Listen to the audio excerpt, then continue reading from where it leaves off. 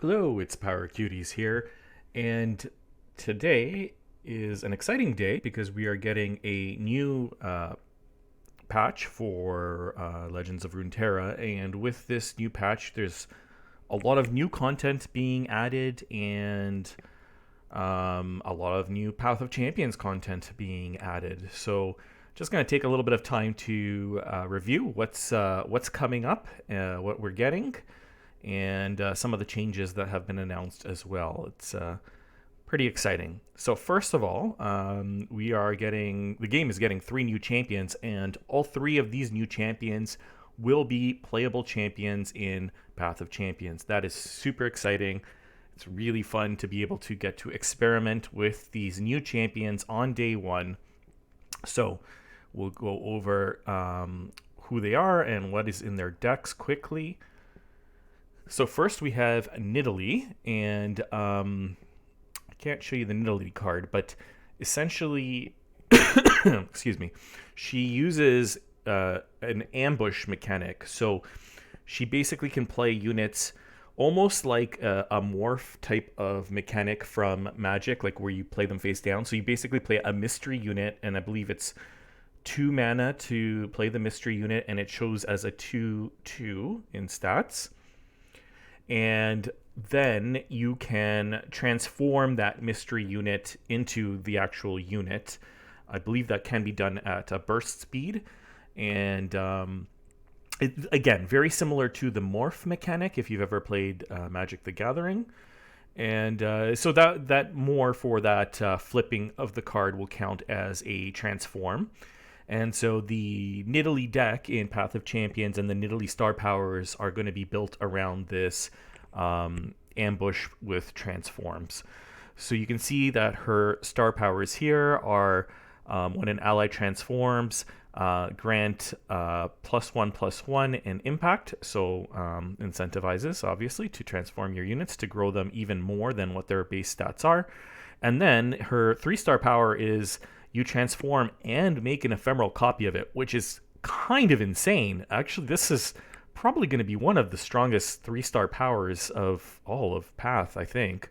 I think this is a champion that you probably do want to prioritize when you get to that point when you're 3-starring your champions. And then her 2-star power, as always, +1 starting mana. And then when you gain the attack token, you get a Clever Camouflage, which is similar to that SI card, the one that anyway, it's as you can see it's 1 mana, pick an allied follower, and you can transform it into a follower that costs 2 or more, but you get to pick out of 3. That's actually really, really good, by the way. I mean, that's really low cost. It's only costs 1 mana to play it, and the fact that you get to pick the follower instead of just being a random any follower is actually a really big deal. So that's going to be a really powerful power as well. And then her deck has some cards that I don't recognize, so they must be some new cards here. We've got it looks like a pretty good curve. I mean, I usually don't like to see both a 5 and a 6 drop, but yeah, I mean, I think it should be pretty good. We get some nice we get removal and proxy removal with the Desert Duel and the Merciless Hunter. So that's pretty good. Next new champion that we are getting is Neeko. And so Neeko's gimmick is she wants to play units of different subtypes. I believe you need 6 different subtypes played this game to level her. So naturally her deck is probably going to have like a lot of different subtypes of units there. Look at her star powers. So each round, the first ally you play with a different subtype costs 1 less, and then if you are 3 stars, it costs 2 less. I mean, this is great. Like, you're going to be able to accelerate and tempo out. This is really strong for Path in general. I think the 3-star going down to -2 costs it's going to be like kind of one of those ones that is going to be like a mid-range priority to 3-star. I don't think it's like the biggest deal, but it's also quite good. It reminds me kind of like Aatrox and stuff like that, where they also get like an extra discount when they get to the 3-star, which is very noticeable, but it's probably not your first priority. And then the other star power is, in addition to the mana, game start, for each ally in your deck, if it has a subtype, grant it impact. Otherwise, it becomes a shapeshifter. So I mean, yeah, it's meh. It's like you're getting impact on most of your decks, so that's all right. And I'm guessing the shapeshifter will just kind of help you with your subtypes as well, because I think the only other shapeshifter in the game is Neeko. So yeah, it'll just kind of give you another extra free subtype, I suppose. And then the one that I'm super excited about is Poro King, because I've been waiting for this guy for a while. And so the Poro King, he's a 6 mana 5/5, and his level up condition, I believe, is you have to have 6 different keywords summoned. I don't think he has to see them. Oh boy, I should have pulled up the cards. But anyway, his summoning condition is keywords based, so you need to have a bunch of keywords. And so his deck obviously has a bunch of Poros with different keywords in it. Keep in mind that Pouty Poro, once it gets to 3 attack, it has 3 keywords, I believe, right? So that's that's already like halfway there, which is pretty wild. And then Lonely Poro is going to get you a random Poro with a keyword as well. Interestingly, the deck has Professor Von Yip. Like, I mean, it makes sense that you want to buff your 1-drops, but Yip comes out really slow. So unless it has like a mana reduction item, I don't know how much I'm going to like that. It has a path exclusive card, this Poro Nip, which they show you. So allied Poros strike an enemy. I'm assuming it's going to be a random enemy. I'm surprised it didn't specifically say that. That's a pretty wild card, honestly. That is kind of like Regeki. Like, you're really going to be pretty much clearing the opponent's board with this thing. That is really strong. Like, really strong. Let's look at his star powers. So the stronger together if allies have 4+ unique keywords. The way it's phrased, it sounds like they have to be on the board. Grant allies +1/+1. Round start. Okay, yeah, that makes sense. So kind of like a power overwhelming, except it's round start, not round end. And yeah, I don't know how easy it is to get the 4 keywords off the bat. I mean, like I said, Pouty Poro, if you can get it buffed, it will get you there very quickly. But if not, I don't know. And then the 3-star is going to be +2/+2. Again, this is like a mid-range 3-star boost. It's not the best, but it's not the worst. And then the other one is obviously the +1 mana, but round end, if an ally died this round, grant your weakest ally +1/+1 and a random keyword that allies don't have. Oh, that is good. That is good. That is going to get you to your keywords very quickly, and it's going to help a lot with the stronger together. Okay, that really like works hand in hand. I like that a lot. Yeah, this is one that I'm excited to play. I love Poros. They're so cute. So yeah, I think I'm going to play Poro King first. Other things updated for Path. So Vault Dupe Protection. Now, it's not a baseline Vault Dupe Protection. It is very specifically for Gold and Platinum Cosmic Vaults. So those are essentially the vaults that you get, A, if you put money into event passes, or B, if you are early on in path progression and you're still doing those kind of like early quests, they will give you a bunch of gold and platinums then too. Now, I don't think that helps that much for those players, because those players are not really getting dupes, or like very, very unusual to get dupes because they're so early on. They don't really have 3-star champs.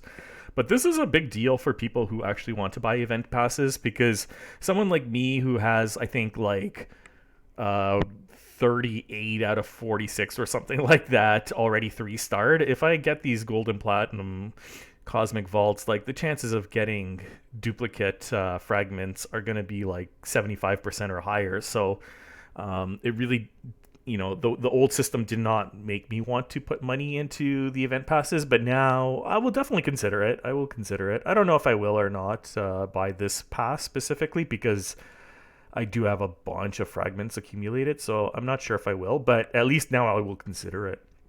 This other change is a big deal for me, at least. Monthly challenge adventure. We've heard you about the pesky mini boss icons. This bug should be buttoned up and fixed with the launch. So it seems like you will actually be able to see mini bosses in the monthly adventures before you start them. That's so good, because that was like one of the reasons why I was losing. Like, I lost to the mini boss more than I was losing to the boss, because I was just unprepared and like, it was unexpected. So I'm super, super happy about this. I really think this is going to help me a lot with the monthlies, getting that 70 out of 70. So super happy about that. I will talk a little bit about the event pass as well, because if you are planning on spending some money, that is pretty good value. You probably get the most fragments for your dollar through event passes, definitely more than just buying champion unlocks. So what do we got this time? So it's the Soul Fighter event, and what you get is, so for free you will get a Neeko unlock. So that is 30 fragments. So that's awesome. Everybody gets this. It's free. 30 Neeko fragments. Awesome. Then if you're paying for the premium event pass, which I believe is around 1,000 coins ish, so I think that's like $10 US, you will get a Nidalee for free. So that's 30 Nidalee fragments, and you also get Poro King fragments and wild fragments. It doesn't actually say how many. Well, I guess we'll find out once the patch drops later today. Kind of annoying that they don't say how many, but yeah. So you'll get 30 Nidalees fragments and some Poro King and some wild fragments if you put money into the game. And then we can go down and just see, because there is more than that. So you actually do have these look like they're all free. They're just some extra bonus champion quests. So if you win 5 adventures, you get 5 Poro King fragments. Awesome. Reach level 12 with 2 of the champions, you get 10 Neeko. That's a bit awkward, because I guess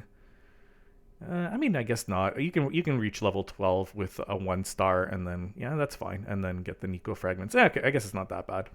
Earn an A or S on 3 adventures, 2.5 stars or higher, you get 10 Poro Kings. That's great. So that is 15 Poro Kings that you get for free. And then star up 2 of these champions to 2 stars, you get 10 wild fragments. Awesome. And then you get silver reliquaries for gaining 30 champion levels on the new champions, beating a 3-star adventure with the new champions, and claiming node 74. So yeah, they're giving us like a good amount of free stuff here. So just for free, we're getting 30 Neeko fragments, 15 Poro fragments, 10 more Neeko fragments. It looks like no Nidalee fragments. Yeah. So it's up to you if you want to buy the pass. It is a good value if you do. If you don't, I probably won't, because I had just banked up so many fragments over the past couple months. All right, well that's gonna wrap up this review of this patch. I'm really looking forward to it. It comes out this afternoon, and yeah, I will try to post some of the content up on YouTube as well. Thank you guys for joining me, and I will see you guys hopefully later today. Take care.